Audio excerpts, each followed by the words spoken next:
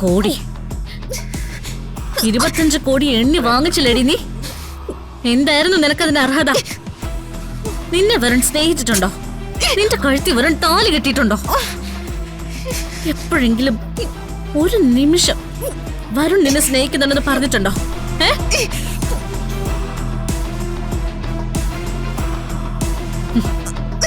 പോലീസിനെ ബോധ്യപ്പെടുത്താൻ പറ്റും, കോടതിയെ ബോധ്യപ്പെടുത്താൻ പറ്റും.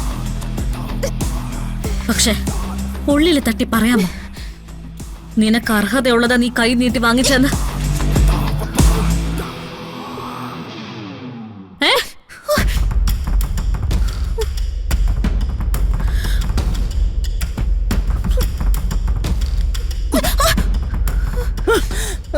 ആവശ്യം ഇവളുടേതായിരുന്നെങ്കിലും ആർത്തി നിങ്ങളുടേതായിരുന്നെന്ന് എനിക്ക് നന്നായിട്ട് അറിയാം. കോടിക്കണക്കിന് പണം നിങ്ങളുടെ കയ്യിൽ വന്നപ്പോ സ്വന്തം മകനെ നിങ്ങക്ക് തിരിച്ചറിയില്ല. ഇത്രയും കാലം അന്നം വെച്ചെന്ന് എന്റെ അമ്മയെ നിങ്ങൾക്കറിയില്ല.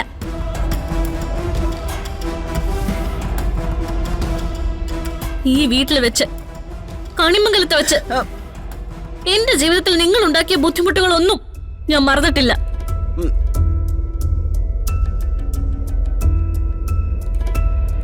എനിക്കിപ്പോ പ്രശ്നം എന്റെ ഭർത്താവാ, എന്റെ ഭർത്താവിന്റെ സമാധാനം. ആ സമാധാനം കെടുത്താൻ നിങ്ങൾ രണ്ടുപേരിൽ ആരെങ്കിലും ഒരാള് വന്ന രണ്ടിനെ വെട്ടി അരിഞ്ഞിട്ടിട്ട് ജയിലിൽ പോയി ഞാൻ കിടക്കും.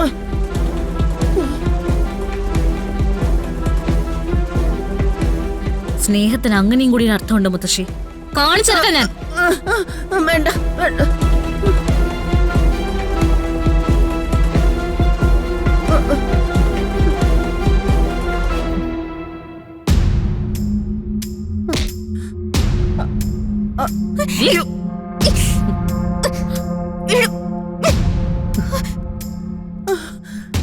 എനിക്കിനി ഒന്നും നോക്കാനില്ലടി.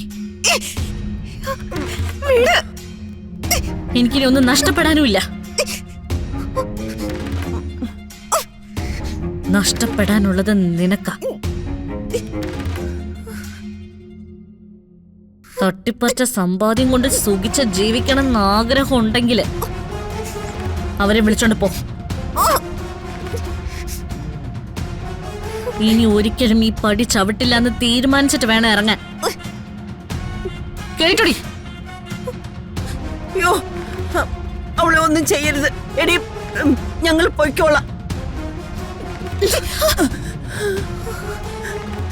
ശരി, ഇപ്പൊ പോയിക്കോ. പക്ഷേ നിങ്ങളുടെ കുരുട്ട് ബുദ്ധിയുള്ള തല വെറുതെ ഇരിക്കില്ലെന്ന് എനിക്കറിയാം. എന്റെ പൊന്നു മുത്തശ്ശി, കാൽപാദം വെന്ത് നിൽക്കുന്നവരാ ഞങ്ങള്. ഇനി പരീക്ഷിക്കാൻ നിന്നാ ഈ വയസ്സങ്കാലത്ത് നിങ്ങൾ വെള്ളം ഇറങ്ങി ചാവില്ല. പോയിക്കോ ഇവിടുന്ന്. പടി